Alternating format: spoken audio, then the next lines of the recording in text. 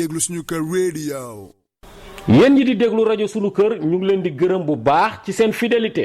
Sunuker.com. Sunuker.com.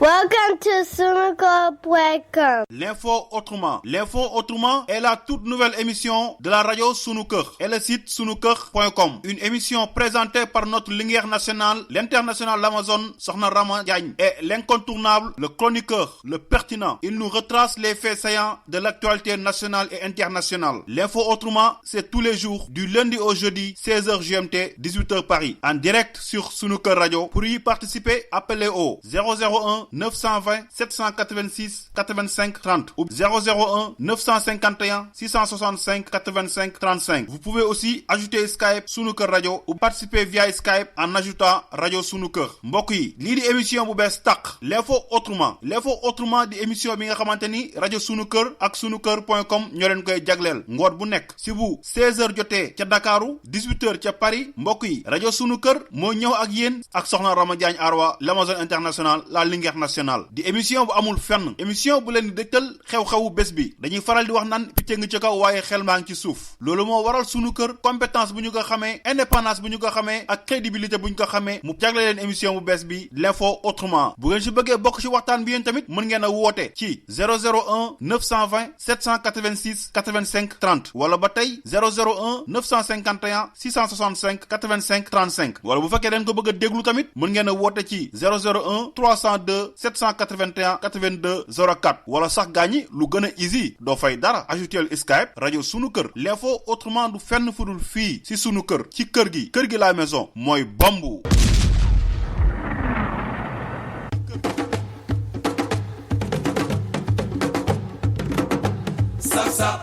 kon ngeen xam ne moom mosuma bañ a sóoraale ci lenn te jiituwuma fi ëpp ma fi xam-xam donc loolu mu koy def ba yàlla def mu yóbbu ma def ma directeur général Petrosen ñu toogati diir mu woo ma pour yóbbu ma ministère de l'énergie des mines et de l'hydraulique première rentrée te amu si lenn lu ma ko laaj chaque fois mooy woo ñëw ne ma Macky je veux que nga dem fii bi ma demee énergie mine ñu dem accident bi am mu tegal ma si équipement mu nekk surcharge bu 10 ba ñu ci génnee Idrissa Seck di former gouvernement moom moo ma woo bureau la première fois ne ma toogal muy defar gouvernement boole ma ci pour ma koy jox xalaat ci koo xam ne ministre nga pare laaj ma loo ci bëgg ma ne ko loo ma si jox baax finalement ma ne ko kon xanaa ma des fi ma newoon muy miin ak yeneen ndax maa ngi la ciy liggéeyal te yaakaar naa ni secteur la boo xam ne je me sens à l'aise mu ne ma kon je vais te mettre ministre d'État parce que ça anoblit comme ça tu vas être premier sur la liste après le premier ministre. loolu la ñu nekkee dënk ma cadre parti bi ñuy dem di dem ba jëmmi jamono mu woo ma te loolu aussi dañ ko war a leeral pour l'histoire keroog assemblée nationale boo gisee ñu def li ñu def dañu bëggoon wane ne itam tey jii assemblée bi sa assemblée la. Les députés sont derrière vous et soutiennent le processus de l'organisation de la conférence islamique. Et c'est à l'unanimité, majorité comme opposition, que nous avons voté cette résolution. Nous sommes là, nous sommes là. C'est vraiment ce que nous avons. Parce que Adil bi ko doy waar su ma seetee ba ne kii laa bëgg dénk lii. waaw bu seetee di seet ci Sénégal yi ba ne kii laa bëgg dénk lii. yàlla ak man rek noo ko xam. ne kenn xam ko pour suuf ba tor ko talaa. ñii nga xam ne nag da nga leen fi fekk ma jox la poste bi. ñii nga fi fekk mu jox la poste bi. damay seede ni amul kenn ci ñoom. ne. ak daal du tax mu jox ko lii. ne kor yii nga fekkoon ci parti bi du nekk yàgg ci noo ngi nii toog waaye nag amul kenn kuñ mës a jox bëgg bu tëb ne bu recevoir la ne ko lu tax nga jox loolu mel. danañu ma jaaxal. ne bu ko defoon jaaxal. ma leen man wax lii wala lëleel. du leen wax lii wala lël. lu dul sama bëgg-bëgg bopp rek. lu dul rek sama bëgg bopp. yàlla moo ma xiir rek ci loolu ma def ko te yàlla ma ko sax. mënu ko expliquer am na ñu xam ne woon dugg seen bopp. moom ma xiir ci loolu. ah président ne waaye nag yàlla ko xiir ci loolu. ñu waxtaan mu ne ma léegi je veux que tu ailles au ministère de l'intérieur. en tout cas président intérieur bi xaw ma lan la woon mais dama ko ragaloon. kon loolu day wax dëgg yàlla xam dama xaw a diis. parce que man daal technicien laa te daal si laa gën a nekk à l'aise mu ne ma daal il faut que nga dem foofu parce que loolu moo ma gënal dana ko bu dee moo la gënal man amatuma choix kon avec votre soutien je suis sûr que je réussirai. C'est comme ça que j'ai été nommé ministre d'État, ministre de l'Intérieur et des collectivités locales et porte-parole du gouvernement. waaw ku la defal lii yëpp ndax am nga payam. dal li nag jàmm mbaa yéen a nga ca ku aye wal sa moome wante jamono ji dafa mel ni que ni administration territoriale bi ñoom ñoo daal di aye waral ba yéenikaay yu bari niki tey daal di leen di xëyee yéenikaay bi di Vox Populi naan ñu préfet bu Kaolack daal di nay wax moom moomee di Cheikh Ahmed Tidiane Thiaw daal di nay ñaawlu bu baax a baax kàddu yi nga xam te ni ku jëppal ti gi daal di nañ koy yëkkati gàll ko ci seen der mu mel ni que ni loolu yëpp daal di nay naqari ñii di administration territoriale bi gannaaw préfet bu diwaanu Kaolack préfet bu Saint-Louis daal dinay nekk en action source a moo ñu koy xamal naan ñu dossier global la daal di concocté ñeel cadre recours bi nga xam te ni daal dinañ koy amal mu jébbal ko ci kanamu cour suprême loolee ngir décision yi nga xam te ni jëloon na ko te cour d'appel mujjee ka gàntal ngir ñun ñëwaat ci li ñu mel yéenekaay bi di l'info naan ñu Antoine Félix Diome daal dinay armée ñii di préfet yeeg sous-préfet yi maanaam ci gàttal daal dina leen di dooleel ànd ak ñoom ci doxalin bi nga xam te ni moom lañ nekk mu mel ni que ni mbirub recours yi ñeel liste yi nga xam te ne rejeté woon nañ ko te mu ñu mujjee ko woon nangu du yem fii ndax préfet yi ci boppam bëgguñ benn yoon lajj ci mbir mi nu mel ñeneen ñi nga xam te ni lajj nañ ba xalangu ci suuf si moom moo di nguurub Sénégal yéenikaay bi di Sud Quotidien di ci ñëwaat naan ñu application bu ñeel wàññip njëgub loyer gu cher gi nemmeeku woon ci diwaanu Ndakaaru ak li ko wër nguur gi dañoo échec dëgg yéenikaay bi naan ñu jëruñu dénk wàllu commerce bi ak acteurs yi daal dinañuy namoo amal ab observateur Momar Ndaw bu Ascosen di joxoñ baaraamu tuuma ministre des finances Abdoulaye Daouda Diallo mbirub loyer yi ci biir yéenikaay bi di L'As Quotidien di ci amal ab diagnostic hors contrôle ci prix yu seer yi nga xam te ni moom lañ nemmeeku ci loyer yi baadoole yi di gën di jooy yéenikaay bi di Les Échos naan ñu forte proposition lañ am ngir daal ñu wàññi njëgu loyer yi ndax askan wi sonn lañ lool yéenikaay bi di Walf Quotidien naan ñu mbirub seeraay gi kañ yemul ci loyer dong wante Sénégal fépp métti dund gi moom kenn xamul lu muy nduróol ca ay bés yu ñu ñëw daañu daj lu mburu du dajul ci taal jafe-jafe kañ ñu koy dundee du ñenn ñu dul ñu dëkkee ca diwaanu Mbuur yéenikaay bi di Le Quotidien daal di leen xëyee niki tey naan ñu gannaaw cong gi nga xam te ne amaloon nañ ko fële sa diwaanu Sindia Sandiara moom daal dinañ leen di song grand banditisme lañ fa nemmeeku ci lii di Petite Côte bi yéenikaay bi di ñu xamal ne ay defkatu ñaawteef yu nekkoon ci ab ndaamaar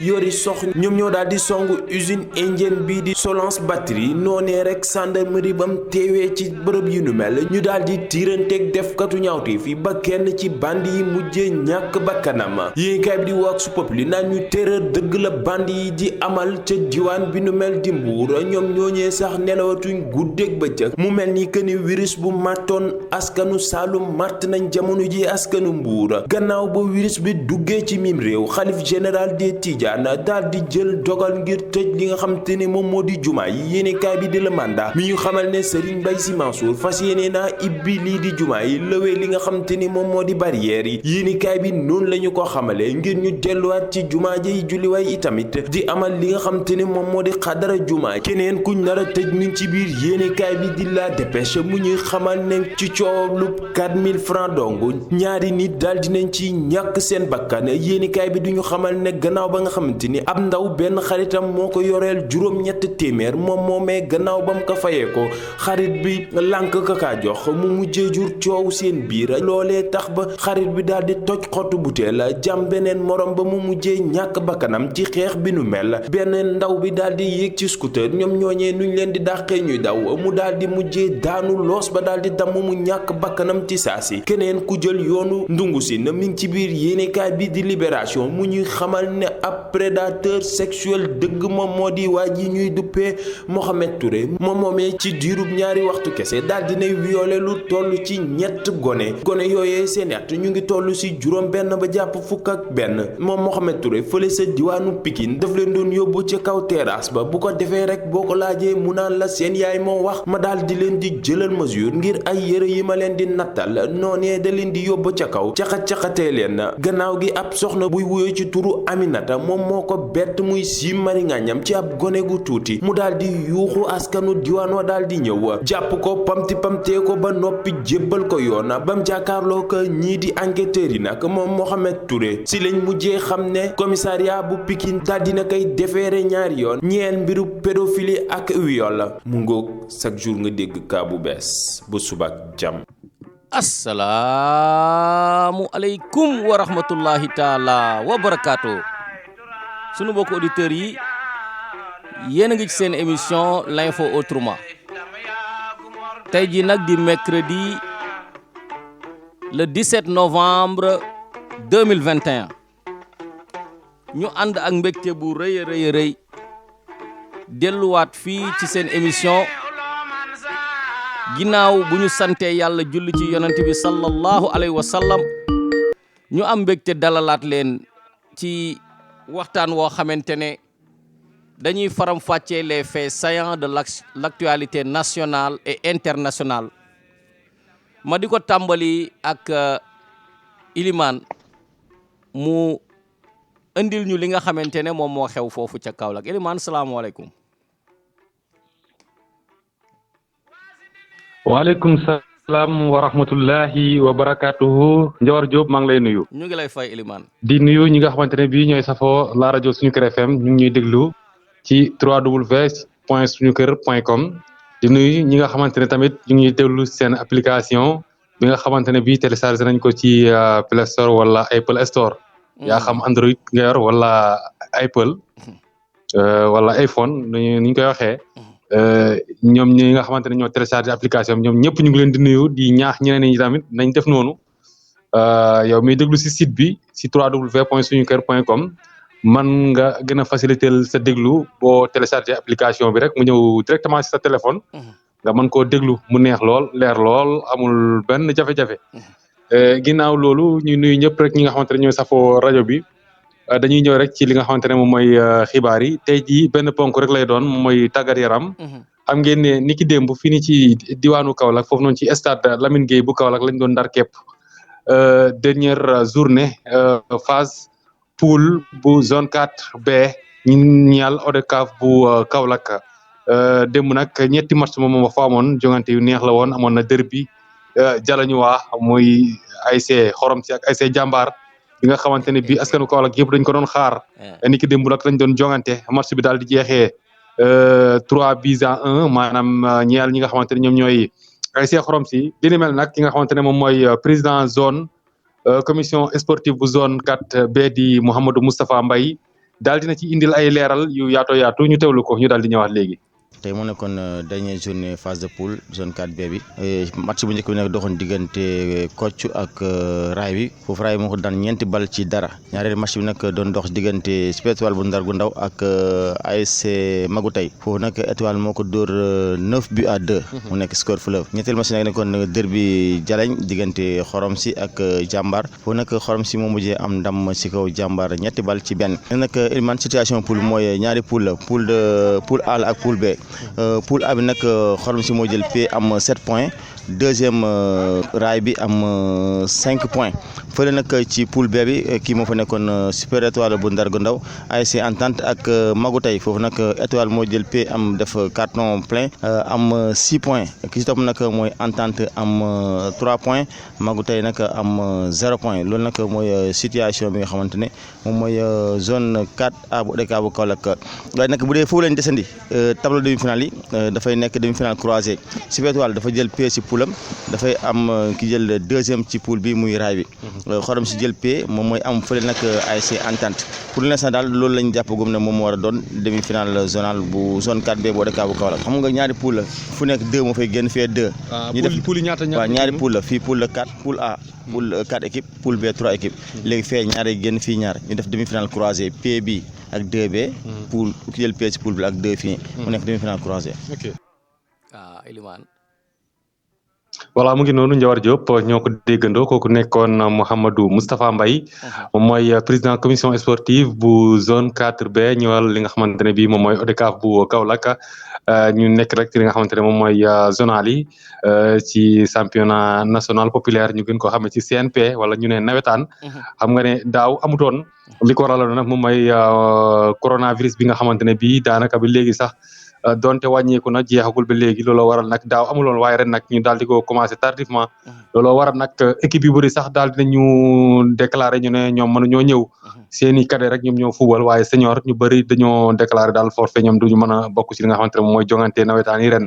ndax dafa téeméeral école tijji na te ñu bëri si ñoom seeni joueur ay élèves lañu ñee ay étudiants lañu looloo waral nag ren daal dafa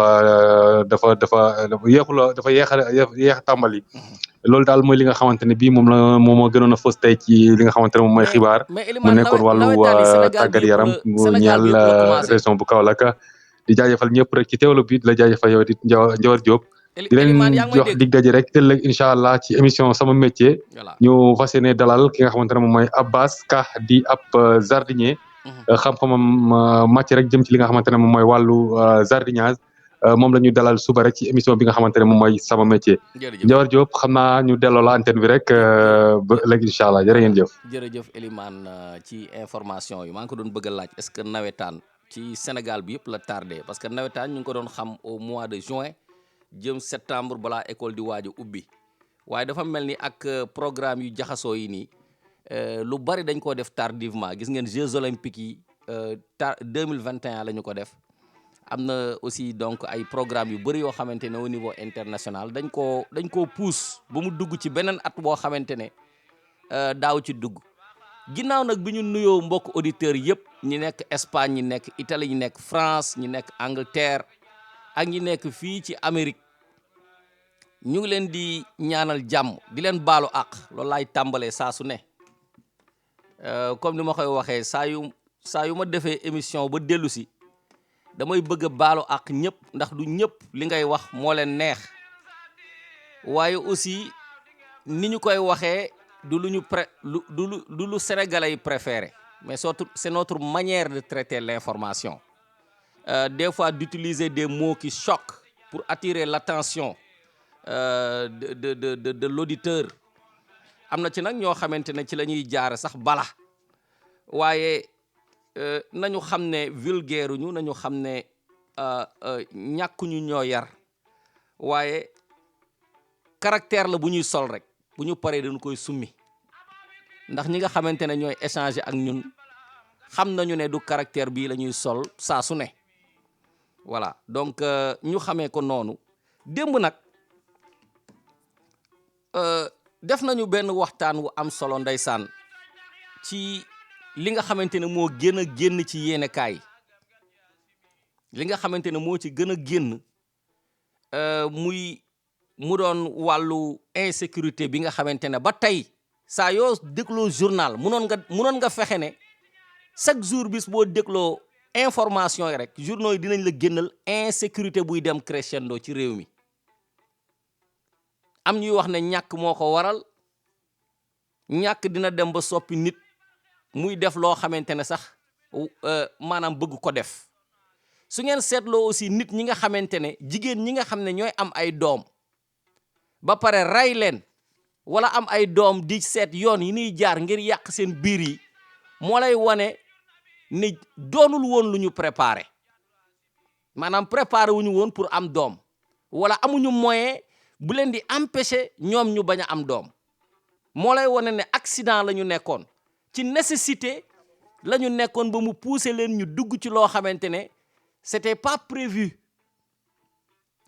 te ñooñu ñëpp kat ñu bañ a dur trop ci ñoom dañoo ñu ñàkk moyen la ñu ñooñu ñu ñàkk moyen ay mindaan lañu ñuy dëkk ci ay famille yoo xamante ne du ñu lekk maanaam du ñu lekk heure bu ñu war a lekkee du ñu naan heure bu ñu lekk war a naanee te jekk nañu rafet nañu tentation yu bëri góor ñu doyewul leen lu dul di leen fajee seen soxla ngir defal leen li nu bëgg te xam nga genre famille yooyu boo ci nekkee ñu ci bëri seen jàng dañuy teel a yàqu parce que c'est pas pour rien ñu baal ma c'est pas pour rien que ni jigéen ñi ci bëri seen jàng dafay teel a yàqu c'est parce que société bi ni nu ko tegee dafa am benn pression boo xam ne dafay tegu ci ñoom am ñeneen ñoo xam ne dañu leen di kar ngir di faj seen soxla di leen xoymatee alal ak réussite am na ci ñoo xamante ne elles sont tellement braves et obligées d'aller chercher du boulot en tant que def ay formation yu ndaw sax nekk secrétaire ñu leen di noggatu ci biir liggéeyukaay yi di leen def lu ne léegi nag yooyu nga xamante ne xamuloo fan la ñuy demee wuti affaire contraception xamuloo fan ngay kiiyee te xam nga yooyu yëpp sax boo ko def dafay mel ni da ngay encourager nit ki mu nekk ci lu ko neex mais jar nañu def ko bu fekkee ne bu ñu ko defulee nit da ciy judd ba pare ñu rey ko jar nañu def promotion bi ngir dimbali ci nit ñi xam nga tamit nit ñi li ñuy fàtte mooy parce que man am na ku ma ci mos a waxtaanal fii sax ci rajo bi muy wax ne yooyu boo ko dee def di joxe ay préservatif ak ay di fexe nit ki bañ a ëmb day mel ni da nga leen di encourager ci ñu lekk mais defal leen loolu moo gën non seulement am nañu bàkkaar ba pare mais dañuy rey nit léegi ban moo gën a garaaw parce que l'islam li ëpp ci li muy tere nit ñi moindre mal la lu ëpp ci li muy tere nit ñi moindre mal la keneen du la wax leneen bàkkaar yépp tolloowuñu degré rey nit ci ëpp nee na dañ lay wax sax naan la yàlla loo ko def mu baal la ba mu des bokkaale bàkkaaru bokkaale bokkul ak bàkkaaru beneen bàkkaar duñu benn donc lii nécessité la pour que nit ñi dimbali ñi néew doole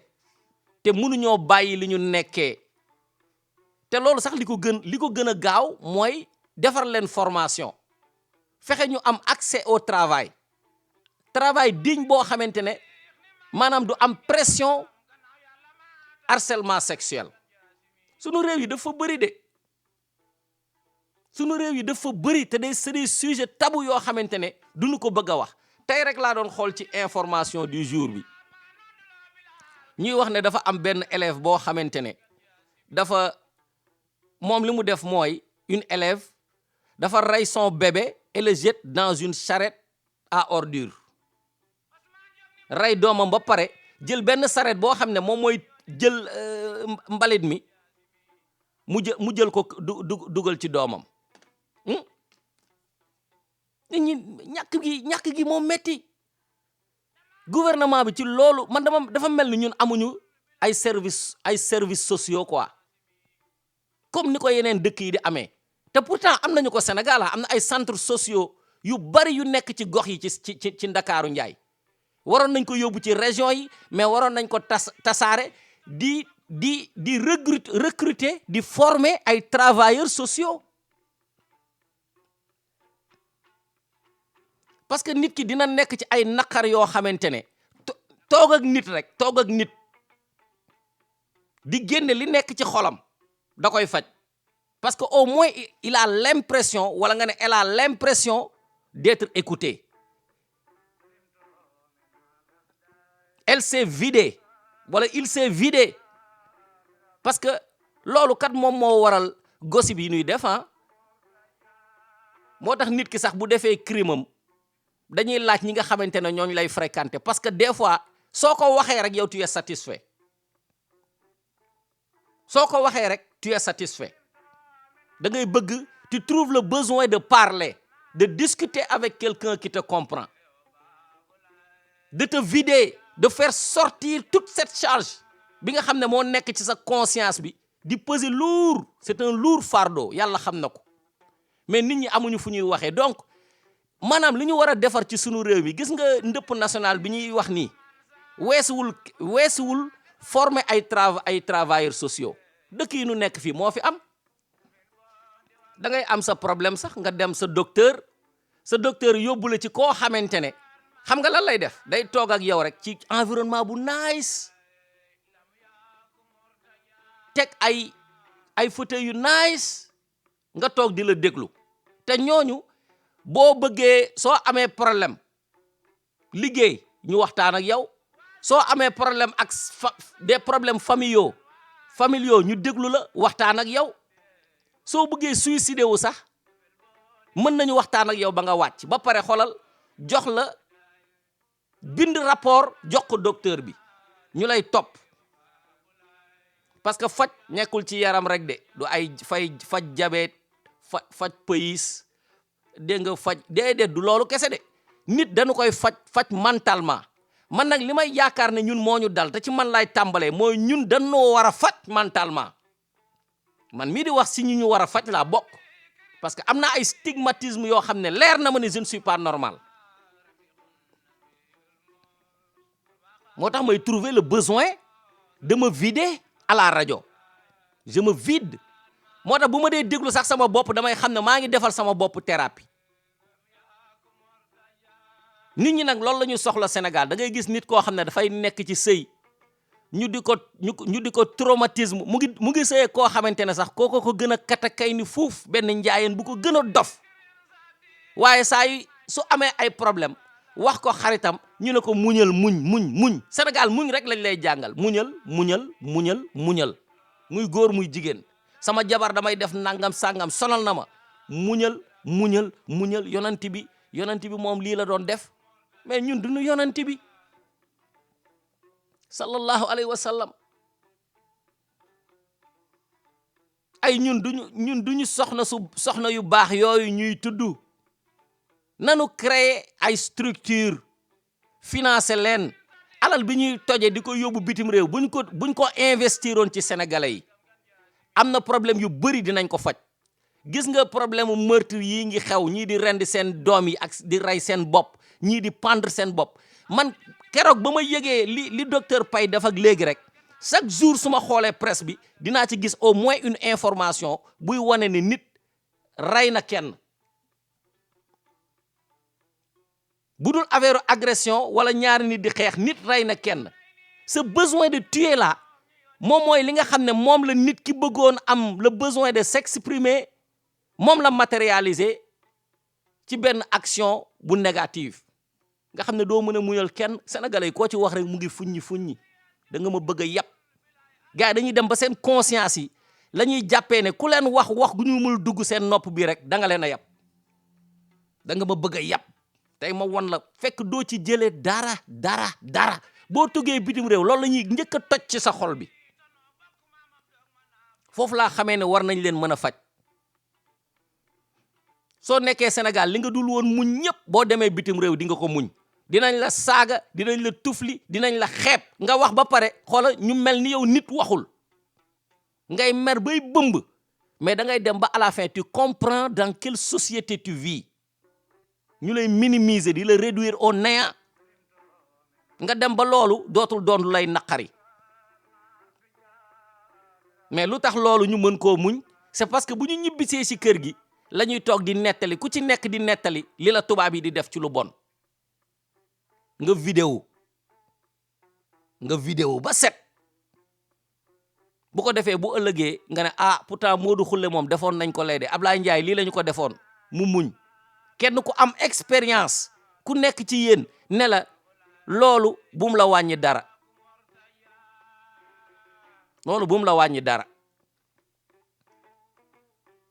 am na ñoo xamante ne boo leen woowee nègre ñu xeex mais am na ñoo xam ne boo leen woowee nègre duñ la faale tant que yëkkati woo sa loxo laal leen duñu la laal du amuñu ak yow problème man genre boobu laa tant que yëkkati woo sa loxo laal ma amuñu problème nag parce que devant l'impossible nul n'est tenu waaw koo xamante ne bu demee balay laal rek ça veut dire que am na lu mu bëgg ci yow bu boobaa nag da ngay défendre sa bopp boo deewee xam ne défendre nga sa bopp boo nee baal ma tamit du nu la baal dernier recours la léegi nag sunu réew mi loolu nag soxla na ko nag quoi vraiment li may gis muy génn ci presse bi rayante bi ay léegi nag li gën a garaaw mooy dañoo am ay nit ñoo xamante ne dañuy préparé wu dañuy encagoulé yore ay fital yore ay jaasi ay borom doole ndeysaan weer ba la ñu passé la ñu jàpp benn sàcc boo xamante ne gain bi boo ko gisee da nga naan kii war nañ ko mën a tëggal lamb ak Bombardier wala Balla Gaye gars yi jàpp ko takk ko di ko dóor deret baa ngi génn fu nekk mais da ngay xool waa ji xam ne xoolal kii ni mu wéree au lieu mu wuti liggéey mais moom sàcc la bëgg def ne moo gën a yomb parce que am na doole te ku mu jàkkaar lool di la sàcc di nga sëgg bàyyi ko mu jël li mu jël génn dem sinon mu gaañ la ñi ko jàpp ñëpp di ko dóor ay melentaan lañu ci kanamam ñu dóor ko xaw ma fu mu mujjee parce que vidéo bi dañ ko doon filmer muy wax baal leen ma gars yi di ko dóor deret bi di génn fu ne man damay ragal sax mu dee ponkal yooyu nag ñoo doon demati en individuel dañuy dem en groupe di dugg ci réew mi di toje Macky Sall ak gouvernement wam commissaire de police yi war Antoine Diome war nañu góorgóorlu ñu xam ne police c'est pour policer la ville indi de l'ordre mais pas pour affaire politique kese quoi parce que ñun boo déggee ministère de l'intérieur da ngay defe ne pour affaire manifestation rek la quoi wala université bu ñuy grève quoi man loolu laay gis ci police man parce que bu la nit tooñee nga dem police sax pour ñu jël sa plainte sax problème la quoi mais bu manifestation amee si da ngay gis gars yi dañuy sawar léegi nag man image boobu laa yaakaar ne police moom pour dóor ay nit ñuy manifester la rek wala pour ay étudiants yuy grève comme ñun bi ñu nekkee université ni ñu doon def cette haine là le beaucoup d'étudiants même bu ñu demee ba pare moom la ñuy am pour la police parce que dañ ko orienté benn côté insécurité bii nag nga xam ne moom mooy dem nii arrêté wuñu ko musiba lay indi de insécurité bii buñ ko seetaanee musiba lay indi te mu ngi dem à une vitesse extraordinaire président bi nag moom li muy def yëpp mooy li muy calculer ana ban opposant mooy am doole pour mën a manipuler la foule ba ñu ñëw contre moom contre dérive yi nga xam ne moom la bëgg a def moom loolu rek moo ko yitteel ci sécurité bi mais sécurité nit yi dafa mel ni yitteelu leen te gars yi léegi guddi la ñuy jug gars yi war nañoo commencer wut élément de police yoo xam ne c'est pour la sécurité et man je me dis même est-ce que ñoom loolu ànduñu ci quoi pour terroriser la population ba nga xamante ne ñoom ñooy laaj ñu gën a wut ay policiers bu ko defee ñoom ñu mën a ñu assurer seen kaaraange ak seen yëfu saay-saay yi ñuy projeter demain parce que bu ñu xëyoon suba tey recruter ay policiers yu bëri ñu ne c'est parce que c'est à cause de Ousmane Sonko et de Barthélémy Diaz et de l'opposition ñu ne nag bu ñu leen bàyyee ñu leen di terroriser ñun bu ñu defee ay recrues léegi nag dinañ xam ne c'est pour ñoom parce que politique dafa salte vraiment affaire bu doy waar la dafa am nag benn élément boo xam ne dama ko bëggoon a teg parce que fan yële yëpp yéen a ngi doon dégg am na benn jour boo xamante ne sax ndeysaan Bamba Gaye Lindoor ñëwoon na fi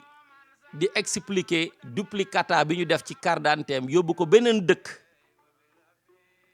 te moom carte d'identité am mosul réer carte électeur am mosul réer mu xëy benn jour benn boy bu ko xàmmee parce que da ko xàmmee muy def live ci Facebook bi te kooku président association des Sénégalais la ca benn dëkk ca France mu gis ko rek ne waa mais carte d'identité grand bi lu muy def fii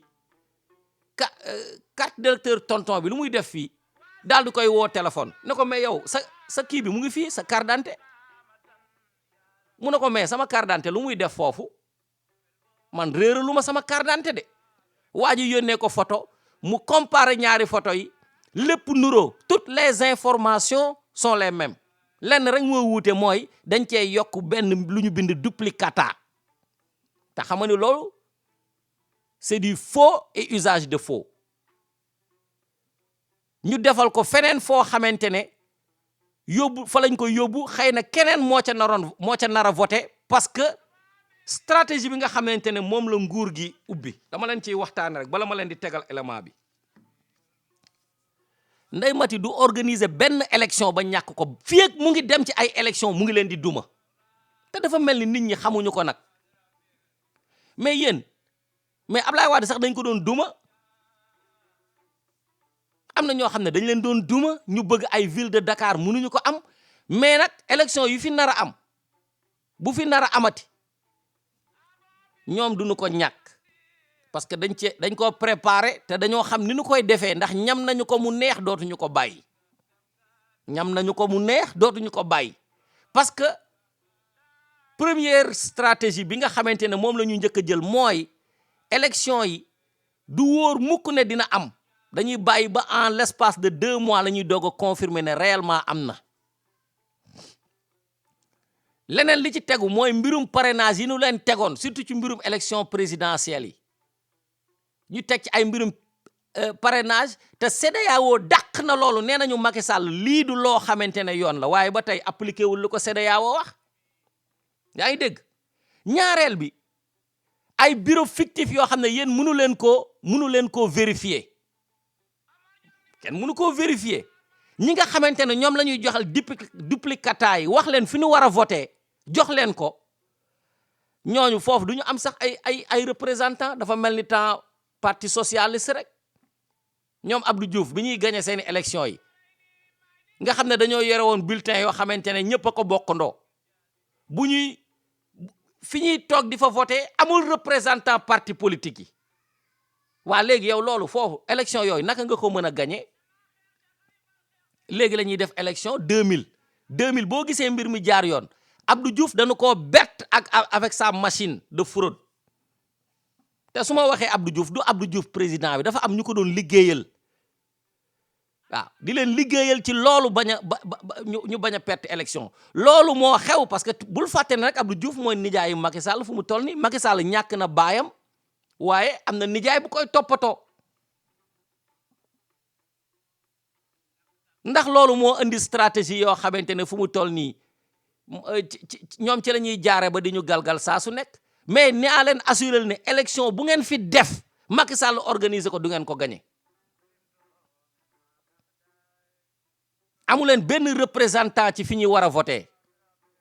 ay nit ñooy jekki-jekki rek ne bu ñu defalee seen bureau fictif yooyu ba nit ñi xam ko kenn mooy taxaw rek ne maa représenté kan moo ko mën a vérifier kenn mun leen ko vérifier te beneen bi ci gën a graaw mooy dañoo dupliquer ay carte man loolu j'ai été témoin fii ay nit ñëw fa ñu daan voté foo xamee ne bureau boo xam ne dama fa siégé woon di contrôler ñu ñëw di voté si boo xoolee liste bi doo gis seen tur feneen lañ leen di yóbbu da ngay ñëw war a voté Los Angeles ñu yóbbu la San Francisco wala Oakland distance boo xam ne mën na 7 heures de voiture léegi nag ci condition yooyu naka ngeen leen mën a gagné léegi nag loolu moo indi am na benn waay boo xamante ne dañu koy déglu léegi nii vidéo la sinon da ngeen di gis image yi parce que dafa yore carte duplicata bi ba pare yore carte électeur am te nee na moom bosam mosut a réer comme li Bamba Gueye li Ndoor doon wax fii ci rajo bi rek te loolu ñi mu daal bari nañu ndeysaan ak ñoo bari dañoo bari mais comme les Sénégalais ne communiquent pas ne se parlent pas bu ñu boole woon sax dinañu mën a démanteler réseau boobu nga xamante ne dañ ko mettre en place allo oui kooku allo asalaamaaleykum waaleykum salaam waaw man la Ablaye man la Cheikh Fall joxoon numéro bi démb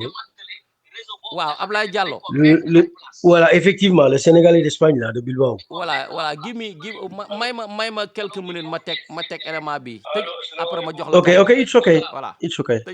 tëjal micro bi nga garde la ligne tëjal sa micro d'accord ta nga fay rajo bi d'accord waaw xaaral ma fay rajo bi ñu déglu Sénégalais bii nga xamante ne moo am courage nekk biir Sénégal teg élément bi def vidéo pour wane lii la Sénégalais yépp war a def léegi nag li parti politique yi war a def mooy ñu booloo seen biir xam nga bañ a dem sax élection moo ko gën billahi dem parce que boo demee élection yaa ngi homologué ay fraude yoo xamante ne extérieur de naan pourtant am na ay opposants yu dem élection te yéen leer na leen ne bu ngeen demee élection du ngeen gagné leer na leen léegi nag li ñuy tiitaroo ay man maa nekkoon 2e maa nekkoon 3e am naa 15% am naa 22% yooyu ngeen di tiitaroo te fekk ay miettes lañ leen di jox loolu ça ne représente rien dans ce pays nekk le chef de l'opposition ne veut rien dire dans nos pays dafa mel ni gars yi visibilité rek la ñuy wut ay maay number 2 number 3 c'est quoi lan la changé yow bu fekkee ne élection yi jaarul yoon ay maa arrivé 2e 3e ban importance la am ay perte temps la course kay bu amee première moo tax a jóg mais yow ñu ne la yow doo mos a jël première 2e rek ngay jël ngeen ngi xëccoo ay maay 2e maay 3e maay chef de l'opposition loolu jaru ko ci ay élection yoo xam ne dañuy éliminer le maximum de concurrence solide avant ñu koy organiser nga ñëw 2e 3e te fekk dàq nañu ñu la mën ñu bëri ñu fi teew mais loolu amul sens loolu amul sens li am sens mooy jël premier réew mi bëgg changement ñu fexe ba changement am loolu mooy mbir mi fa la liggéey bi yëpp nekk réew mi bëgg changement ñu fexe changement bi am stratégie bi gouvernement bi di jël baaxul pour sénégalais yi ñu fexe ba loolu ñu soppi ko loolu moo jara xeex man de bu may def politique loolu moo tax may def politique ah mais defuma ay politique pour que ñu may wax sama rang yaay 2e wala yaay 3e man bu ñuy wax sénégalais yi moo tax ñuy wax parce que sénégalais yi mandaté wuñu kenn ku ci nekk yaay sentir li nga sentir mu tax laa wax sénégalais yi tabbuñu fi kenn ku fi doon candidat sénégalais yi tabbuñu la mais dañuy nekk dans l'obligation de voter entre ces sénégalais yi là yi déclaré wu donc kuy wax ku ne sénégalais yi mandaté wu la mais li nga sentir ngay wax pour dimbali Sénégal kon kay nañu jiital intérêt Sénégal bu ko defee du ñu xuloo mais yore benn gouvernement boo xamante ne ay toje rek pour toog fi boo toogee dootoo fi bëgg ti jóge loolu africain da koo bëgg parce que système bi moo doxul parce que amuñu élément yoo xamante ne ñooy royuwaay ci sunu réew mi moo tax gars yi ku toog du fi bëgg a jóge tubaab yi nag est-ce que ñooñu gën waaw ñooñu gën foofu parce que ci seen doxalin ñooy wane ne ñooñu gën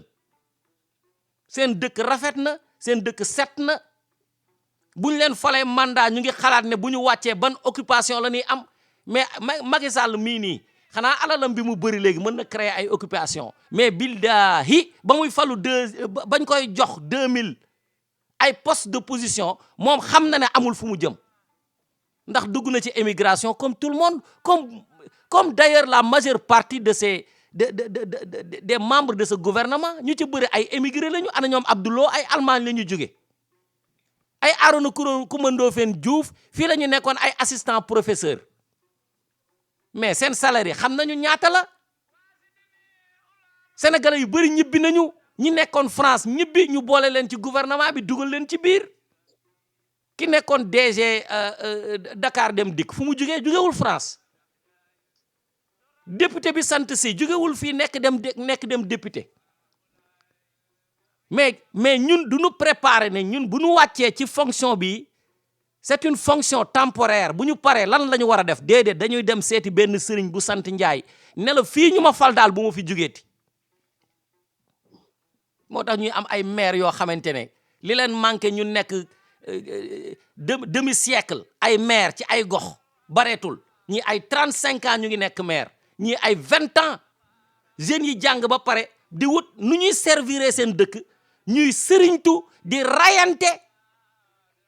pour bañ a wàcc fonction boo xam ne c'est une fonction temporaire fonction politique du fonction à vie soyons sérieux fii ngay dégg ñaan la ay ex sénateur nga gis ko léegi mu ubbi business am di def leneen wala mu dem ci université bi di jàngale jóge ci salaire bu salaire ak ay opportunités yu mag ci dem benn salaire de base boo xam ne ay $5000 lay nekk $4000 tolloo ko ak infirmier ñeneen ñi c'est parce que seen système bi dafa baax dañoo xam ne réew mi da ngay liggéey li nga mën nga dem kenn mënu la éterniser ci fonction élective loolu ku con moo koy def ñun nag dañoo bëri ay nit ñu con suñu dëkk bi dañ leen war a faj réew mi dafa yàqu ndeysaan sëñ bi bis boo ko comparé ak beneen dëkk bu am humanisme rek nga xam ne ñun wéruñu ci dara quoi moo tax fu mu toll ni xoolal fonction maire yi ñëpp a ngi koy wut parce que boo ko amee ci lañ lay considérer am na ay gars yu ma xamoon yoo xamante ne bi ñu leen commencé wax ay maire diw de Ablaye Ndiaye maire de tel gox lañ leen commencé jox considération quoi ñëpp bëgg considération mais nañu créer ay travailleurs sociaux yuy déglu nit ñi ndax ñu se sentir considéré quoi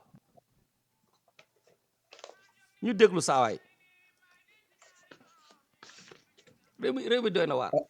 tey dama bëgg a ñëw ñu waxtaan ci wàllum carte d'identité yi nga xamante ni Macky Sall mi ngi koy defar te joxe bi am njuuj njaaj ñun tey fii ci commune bu Yeumbeul Nord mun naa wax ne njuuj njaaj ji dafay ëppee dayoo ndax lii man mooy sama carte d'identité nationale gis nga ko bii mooy sama carte d'identité originale ñu dafa ma sama bureau de vote mu nekk école Malika récepteur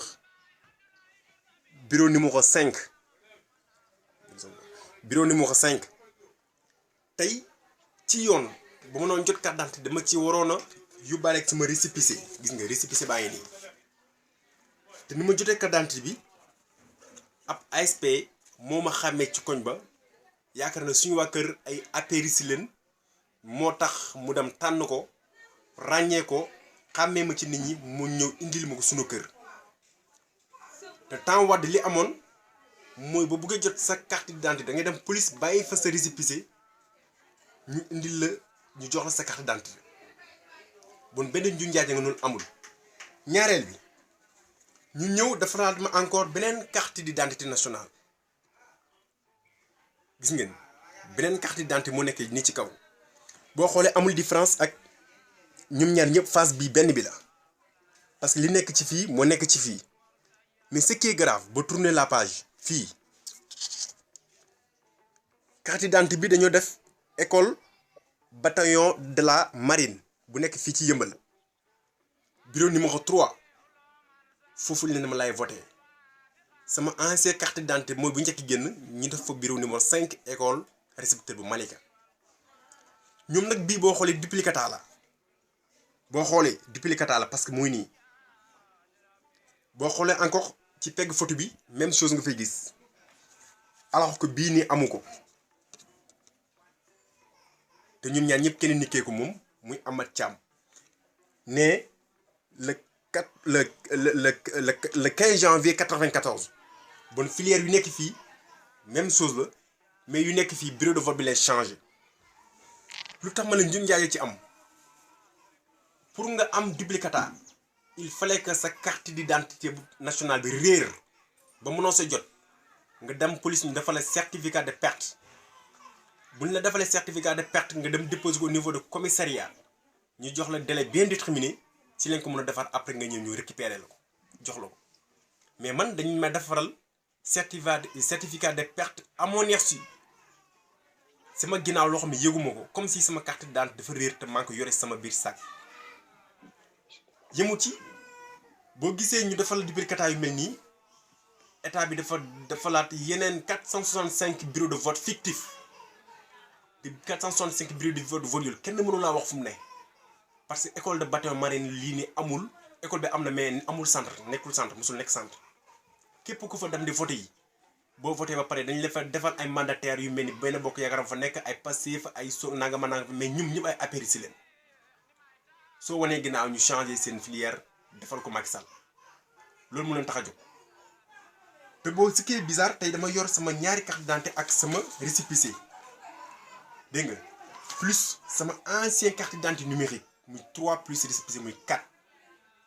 ñoom nag li garaaw ñu ngi dugg ci kër yi di récupérer sa original bi mooy carte d'identité bu njëkk bi bii dañ koy récupérer bu ñu jox duplicata ba pare dañ lay wax na ana sa original bi jox ñu ko parce que boobu dafa ñuy jum ci imprimante bi c'est pas vrai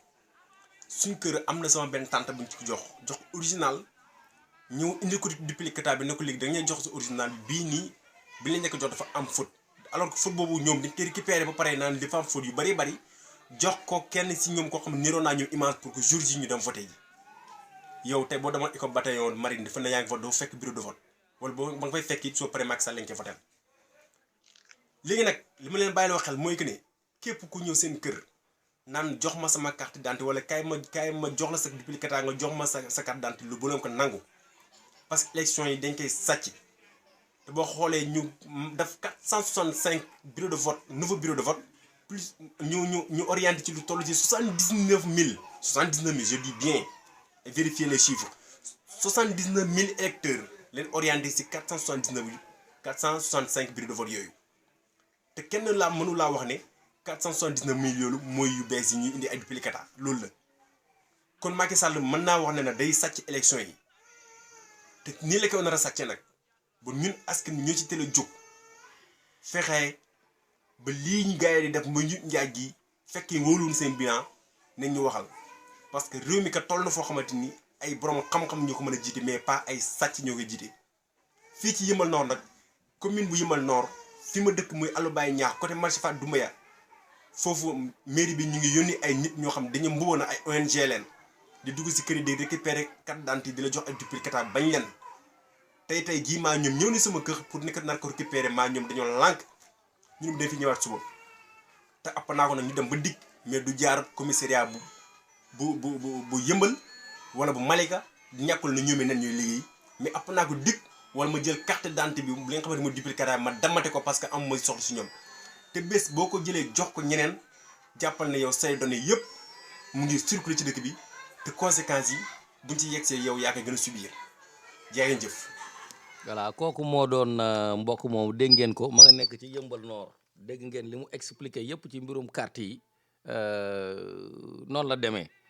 am na yeneen i waxtaan yoo xamante ne bëggoon naa ko waxtaane muy mbirum luwaas yi gouvernement bi dafa décider dafa wax ñëpp dégg ko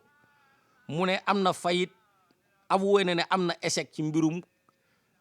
baisse des loyers Macky Sall moo la gën a xam ne kër yi muy loué kenn waxu ko ne ko ni wàññi ko mu yomb moo seet prix yi ko neex ñooñu di ko gérer mu koy loué ñoom xam nañu ko te maa ngi wax démb di wax leen ne leen gis nga kër yi ñuy loué ci biir Ndakaaru Njaay demal biir centre ville ñi fa dëkk duñu ñi fa bëri ñi fa ëpp duñu ay sénégalais ay étranger lañu demal Ponti nga xool ñi dëkk ci immeuble yi ak ci biir Ndakaaru Njaay avenue Roume ña fa dëkk ci immeuble yi ak ci appartement ya fa nekk boo defoon recensement mun naa la waatal ci yàlla ne sénégalais yi ñoo fay minoritaire soo nekkul ci gouvernement bi mën ci am accès ngay fay ak sa koppar sénégalais yi ñoo fay minoritaire ñoom duñ ko weddi moo tax Dakar boo fa demee tu as surtout waxuma nag ay heure liggéey parce que nit ñi dañuy dem hôpital principal hôpital Dantec léeg-léeg ngay doxantu di xool tali assemblée nationale xool palais bi romb dem waaye bu timis jotee ba ñu fa dëkkul ñibbi doxantul foofu nga xool ña man dox def naa fa bu dul benn du ñaar 2013 bi rek def naa ko biir guddi dox biir Dakar ak tànk ay étranger rek ngay dajel tubaab yaa nga fa fees dell c'est parce que Dakar est moins cher pour ñoom li ñuy gagné ñoom ñoo koy loué mais ñooñu kan moo leen di wax kan moo leen di contrôler loo seen luyaas yi luyaas bi ñun la concerné ñun nit nag boo ko xañ dara da nga koy joxal loo xamante ne moo fa nekk ciment bi mënul cher fer yi cher lépp cher nga bëgg a ñëw ne nit ki léegi yow xoola plafond bii doo ko yegg te amuloo subvention boo leen di defal loolu business la luyaas business la c'est de l'immobilier affaire immobilier la c'est du business ñi nga xamante ne dañuy yëngatu ci immobilier amul kenn fu ñu lay waxee ne état bi da leen di subventionné léegi nag yow nga ñëw toog parce que da nga bëgg électorat nga ne nit ñi léegi bu ñu passé tel plafond léegi nag dañuy créer observatoire du loyer ne dañuy dimbali sénégalais te dimbali wuñu leen ñi tane nekk middle class ñooñu la ñuy seet naka lañ leen di gaañee ñooñu rek la mais bu dul loolu ñooñu nga xam ne ñoo yore loyer yi nañu leen créer ay subvention ba ñoom bu ñuy tabax fu nit dëkkuwaay nit ñi di kii wala boog état bi commencé tabax ay HLM comme ni ko ñoom Senghor doon defee yombalal ko ñiy liggéey ci état bi nañu dem àllub kaañ tabax fa ay HLM société HLM yombalal ko nit ñi Sénégal am nañu espace mais jël nañu tool yëpp jox ko israéliens yi ak naar yi nga xam ne amuñu ay produits yu bay ñuy ñëw suñu réew mi di bay région de Saint-Louis ak Matam bi yëpp ñoom ñoo ko occupé espace yi gën a fertile sénégalais yi lu muy yëngatu ñu am luñ ci sotti étranger rek mooy mën a réussir au pays étranger rek moo mën a réussir au Sénégal yàlla xam na ko parce que lépp loo xam ne sénégalais mu ngi ciy yëngatu pour mën a am dara dugal nañ ci ay ndëgg sa rëq quoi di damm seen loxo mel ni yow boo doonee sénégalais bon teint nekk ci réew mi tukkiwuloo mënuloo am opportunité pour réussir dans un business quoi il faut nga dem andi monsieur tubaab mu ñëw andi xaalis parce que sunu valeur sunu xaalis amul valeur CFA amul benn valeur bu ko defee gars yi di am ay euro ñu muy multiplier par 600 wala ay dollars ñuy multiplier ko par 500 wala yu demee noonu nga ñëw mu mën a def dara réew ma étranger rek moo mën a réussir il faut ñu seetaat ko Sénégalais yi dëkkuñu fi ñu bëgg dëkk fi ñu bëggul a dëkk la ñu dem dëkk ji ay yëmbal ay man ko ñu Biafra laa màggee Caaroy Pikine laa juddoo ko ñu Biafra laa màggee mais côté yooyu boo ba ñuy màgg sax bay dem di jàng ji école ay Sacré-Cœur da ngay rus a wax sax ne ay Pikine nga dëkk da nga koy rus a wax parce que foofu yëpp ay àll la léegi nag le Sénégalais bi doon juddoo boy town léegi ñoom ñëpp ñu ngi ay yëmbal ay ñu ngi jëm booru Rufisque léegi ñu ngi dugg sax biir région de Thiès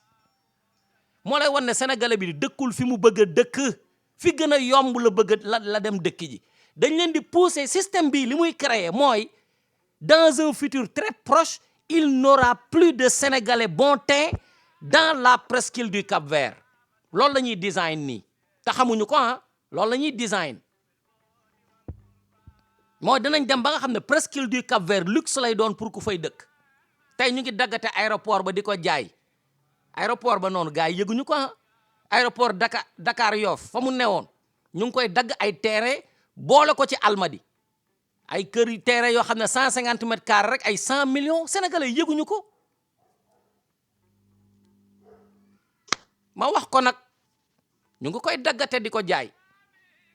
te xam nga ne terrain bu ñuy jaayee 150 mètres carrés ñu koy jaayee ay 125 millions loolu xam nga ne sénégalais du ko jënd kat wala sénégalais bu nekk bitim réew moo koy jënd bu am salaire bu baax mais moodu yi nekk France ak États-Unis man ñi ma dégg ñëpp ñuy jënd kër dañ naan la xoolal ay kër Mbay Faal ak ay kër moodu xulle fu mu nekk ñu ne la boo paasee mbaaw àll ba te àll ba la ñu defar léegi bien que sax àll amatu fa ndax léegi defar nañ fa ay autoroute ak ñoom seen léegi ñun ñi foofu la ñuy génn di sortir un peu de Dakar nañu bàyyi gars yi ñuy galgal waay ñu bàyyi leen ñu liggéey nañu subventionné mbirum kër yi ndax gars yi mën a tabax ay luyaas yoo xamante ne da koy jar ay luyaas yoo xam ne buy senn buy taw ngay nekk ci taa yi ba pare xoolal ko ñëpp inondé kenn lotissé wu ko lotissement bu baax ci ay inondation ngay nekk ba pare ñu la xoolal par force da nga koy wàññi quoi bu ko defee sénégalais yi di contrôlante seen bopp quoi di rayante di boolewante seen bopp observatoire bi ñëw di dóor rek di rocc xaalis di joxe ay sanctions parce que c'est une autre forme de corruption parce que xam nañu ne même police dañu lay jàpp ba pare bu ñu naree appliquer la loi ñu ne la neexalal diw observatoire du loyer bii ni buñ ko créé loolu la nar a indi moom tamit ay nit ñoo xam ne dañuy nekk fii ñu leen di corrompre pour ñuy gëmm ci yenn loyer yi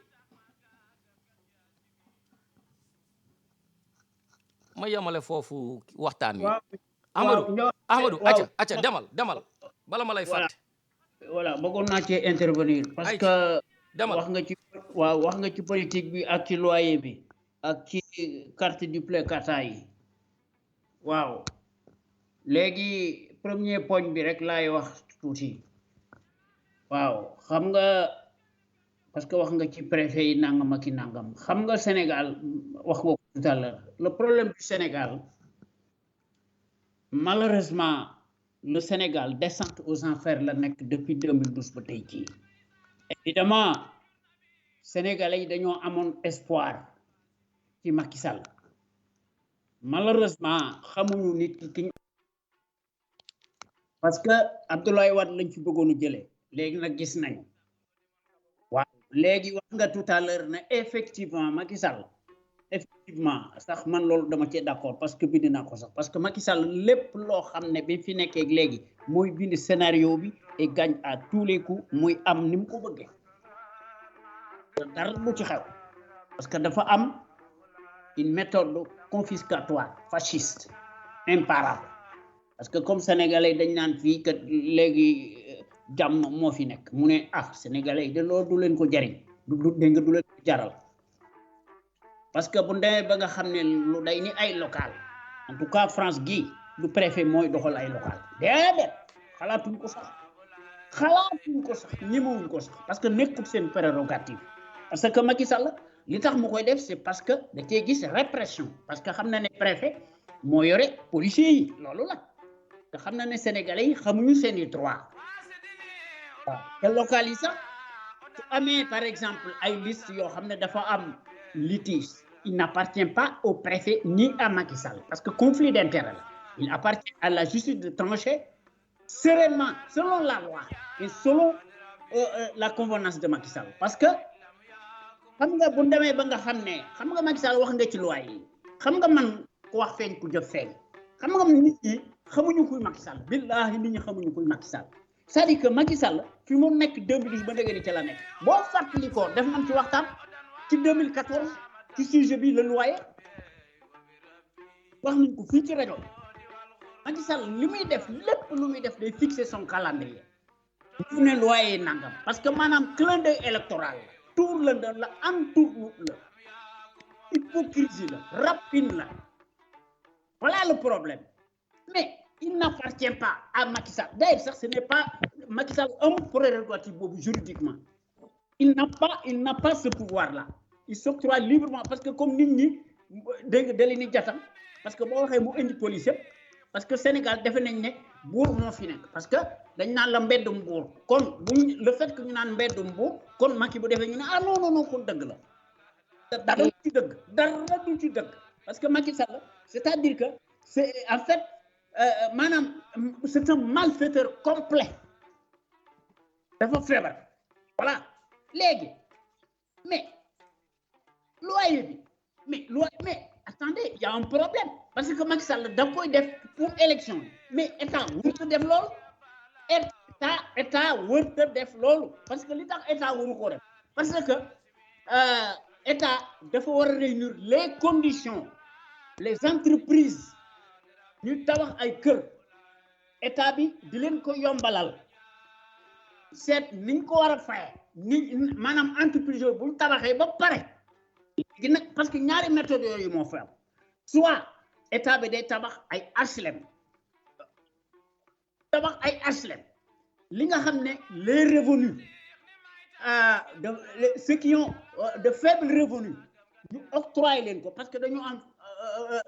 en fait famille nombreuse moom la état loolu la état bi defee voilà loolu la état bi defee parce que mais état bu Sénégal Macky Sall moo la ko gën a xam Macky Sall xam na lépp mais Macky Sall mësta def lenn loo xam ne c'est légal tout ce qu'il a fait jusqu'ici c'est illégal y compris le décret présidentiel CREI ak yi ci des yëpp méthode fasciste lay def unilatérale c'est ça loolu lay def mais Rwanda gii la fa am sax amul feneen ci àdduna assemblée nationale lépp ay jigéen lañu d'ailleurs loyer ci Rwanda dafa def innovation totale la def parce que Rwanda bokk na ci Afrique xam nga Afrique dafa pauvre mais riche Rwanda bu def mooy dafa jël ay kër mu tabax ko état bi moom ko Rwanda di seet yan famille ñoo ci war a dëkk ñuy fay loyer yu tuuti Rwanda loolu lay def mais lu tax état du Sénégal mënu ko mën na ko. loolu mooy lu société HLM daan def. waaw mais Macky Sall c'est-à-dire que intéressé wu ko. Macky Sall loolu intéressé wu ko Ndiawar. mais ñoo di bousculer nit ñi naan leen par force da ngeen di wàññi te yow jàppale woo leen woon bu ñuy tabax nañ waxante dëgg loolu lan la. mais fumisterie la hypocrisie la. parce que li tax ma ne la hypocrisie la parce que bu ñu naan l'état a échoué mais loolu sax c'est hypocrisie la état sax jéemut parce que Macky Sall récupération politique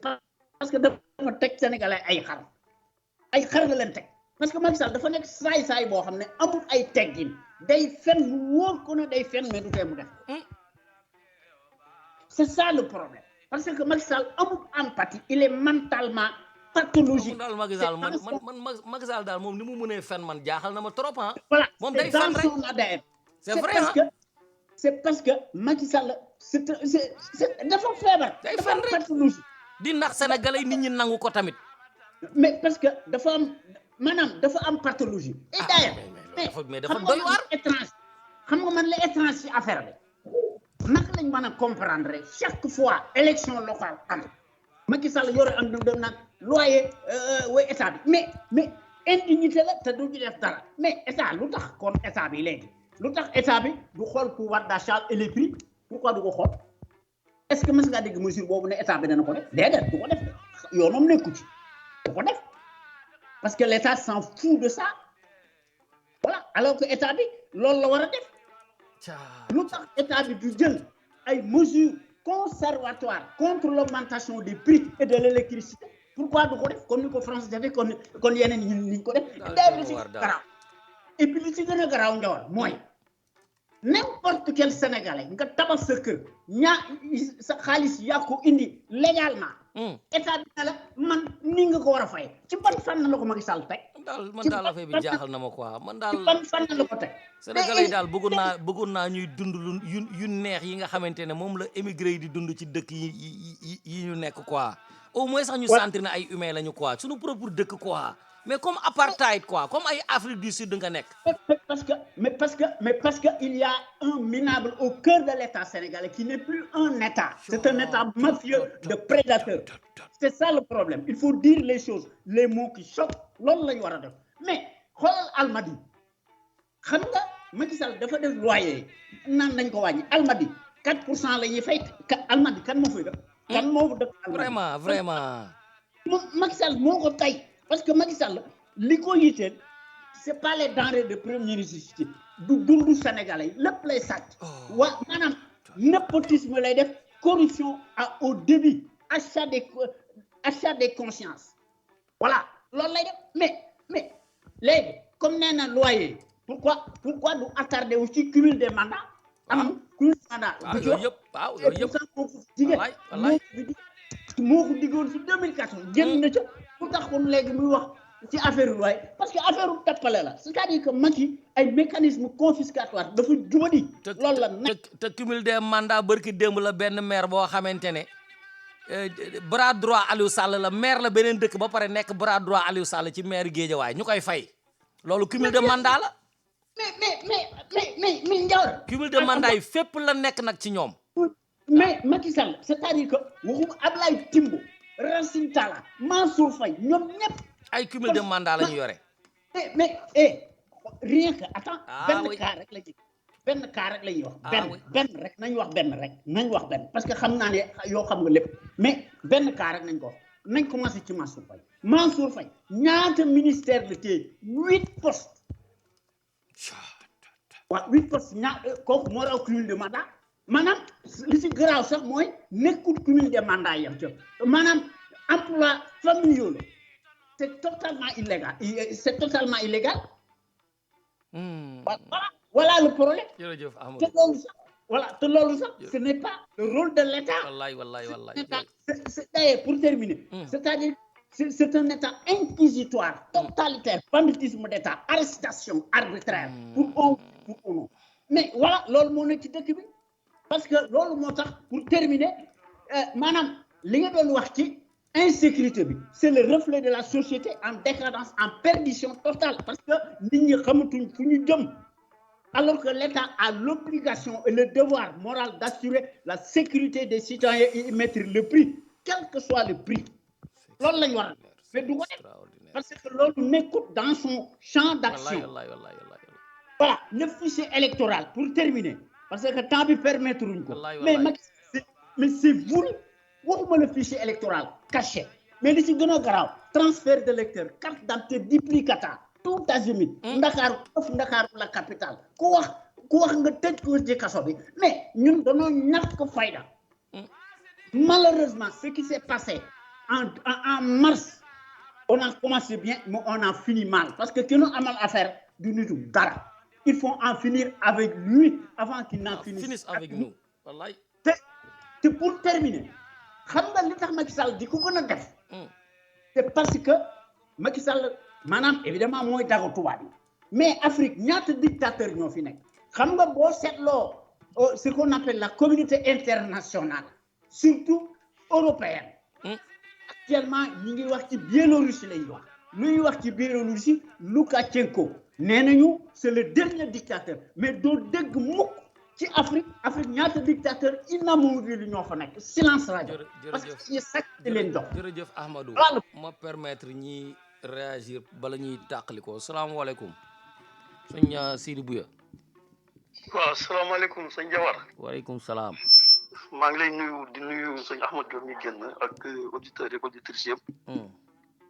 oui bon man li ma bëggoon wax rek mooy li ngeen wax ci affaire loyer yi waaw parce que nekk na loo xam ne lu soxal Sénégalais yi trop te gis nañ ni ñi fi nekk dañuy politiser li ñuy def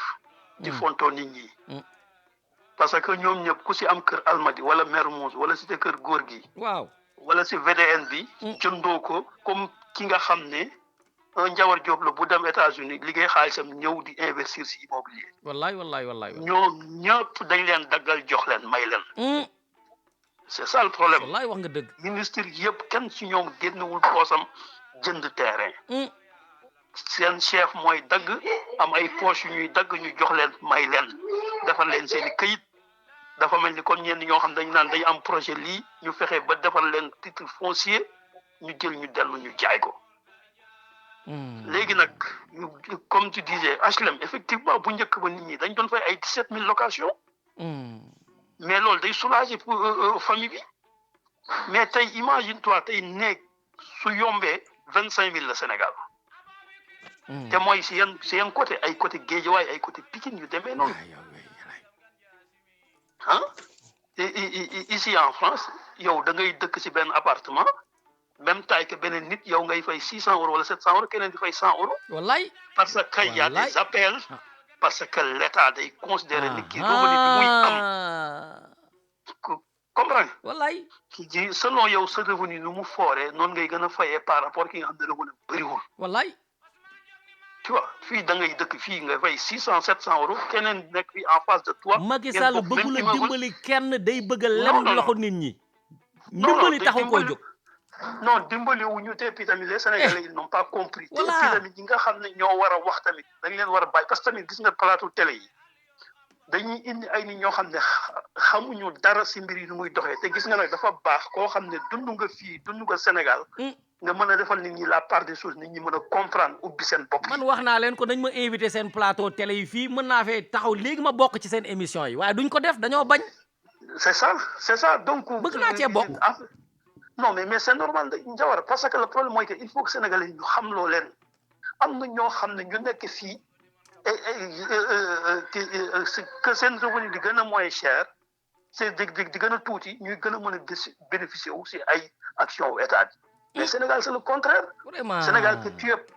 que tu es patron qui bénéficie des terres qui ñu attribué vraiment qui bénéficie de beaucoup de choses yow amoo dara yow on te piétine d'une manière très grave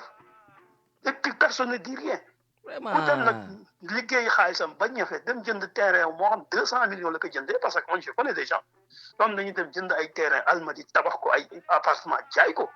te ñoo nekkuñu si état bi ñooñu dañ nekk à l'extérieur loolu ñooñu dañ leen mën a di forcer naan leen ay li ngay loué par rapport un ministre boo xam ne balki démb benn barak la dëkkoon vraiment ñoom nommé ko ministre rek wala PCA mu dem dëkk Almadies parce que lan le directeur impôt yi domaine xaritam la ne ko fii am na lu xaaral dina dugal sa dossier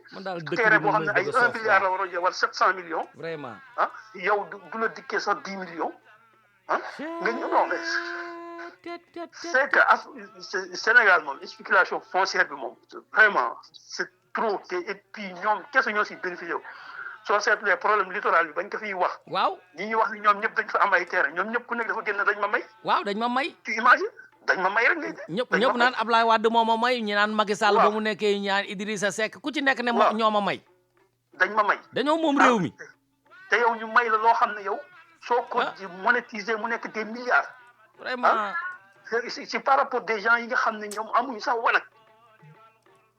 baax na non mais c'est que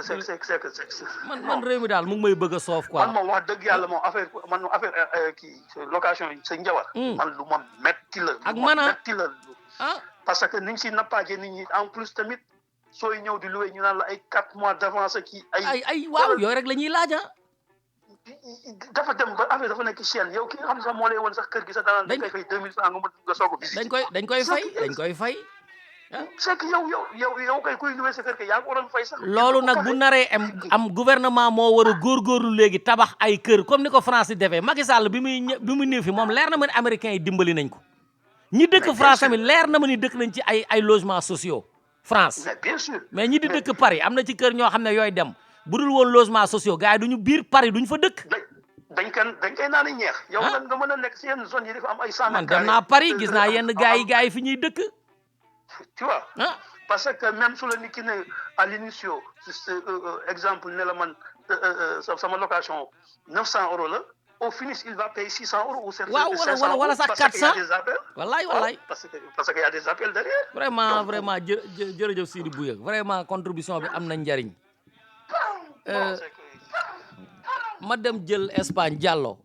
Ablaye Diallo. waaw salaamaaleykum. waaw maa ngi jégalu de maa ngi la fi teelu yàgg na quoi. allo waaw yaa ngi may dégg. maa ngi lay dégg maa ngi lay ziar maa ngi. yow yaa ñuy woowee Espagne ah. waaw Espagne laa lay woowee waaw concrètement Bilbao. waaw Bilbao si je comprends bien da nga am foofu ay tolof yoo bëgg a partager ak sénégalais yi ñu xam situation bi li xew. bon li ma ci bëgg a laaj rek mooy c'est vrai que wax nañu ci politique intérieure bi gouvernement Sénégal di mener. waaw mais par rapport aux Sénégalais de l'extérieur. wallaay lan mooy assistance juridictionnelle yi nga xamante ni moom la ministère des affaires étrangères gouvernement Sénégal la amee parce que mooy question bi ma laaj démb rek le vice-consul du Sénégal. parce que bu fekkente ni.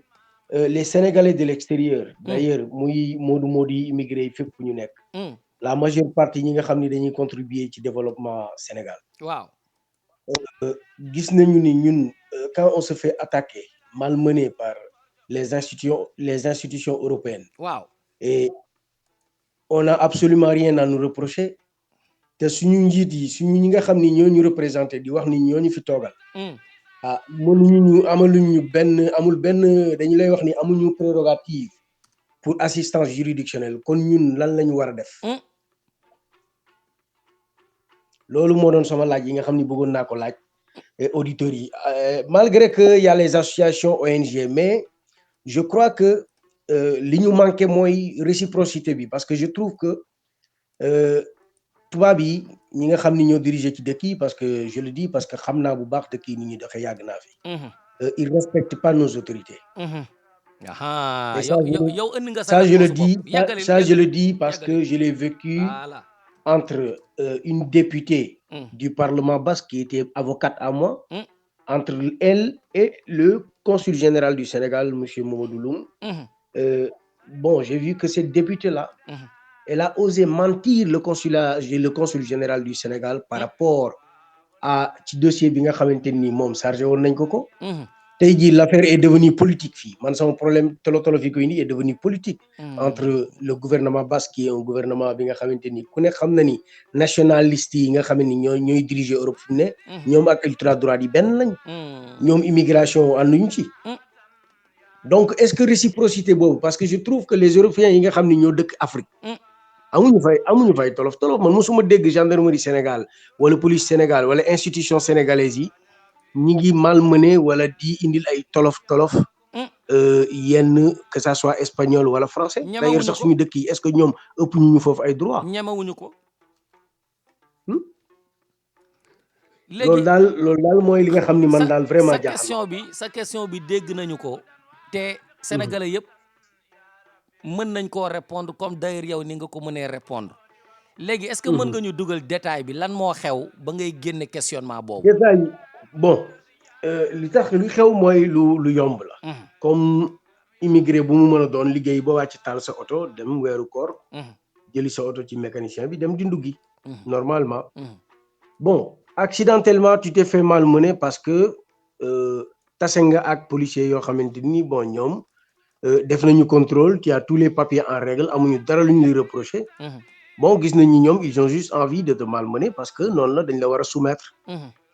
Donc tu te laisses faire parce que tamit c'est l'autorité. Pour éviter des problèmes. Mais après soudain bi nga xam ni loolu xew na man dem naa ma porter plainte parce que on est dans un état de droit. Bi loolu amee j'ai vu que ni bon la justice n'a pas réagi et même comme personne bi nga xamante ni dama